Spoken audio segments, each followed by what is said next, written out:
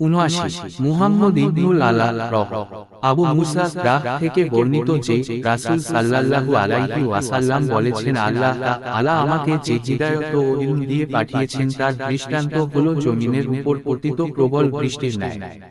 কোন কোন ভূমি থাকে উর্বর যা সে পানি শুষে নিয়ে প্রচুর পরিমাণে ঘাসপাতা এবং সবুজ তরুলতা উৎপাদন করে, আর কোন কোন ভূমি থাকে কঠিন যা পানি আটকে রাখে।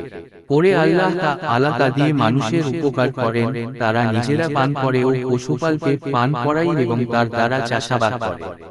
আবার কোন কোন জমি আছে যা একেবারে মসৃণ ও সমতল, তা না পানি আটকে রাখে আর না কোন ঘাসপাতা উৎপাদন করে। এই হলো সে ব্যক্তির দৃষ্টান্ত যে দিনের জ্ঞান লাভ করে এবং আল্লাহ তাআলা আমাকে যা দিয়ে প্রেরণ করেছেন তাতে সে উপকৃত হয়, ফলে সে নিজে শিক্ষা করে এবং অপরকে শিক্ষা দেয়। আর সে ব্যক্তির দৃষ্টান্ত যে সেদিকে মাথা তুলে তাকায় না এবং আল্লাহর যে হিদায়াত নিয়ে আমি প্রেরিত হয়েছি তা গ্রহণ করে না।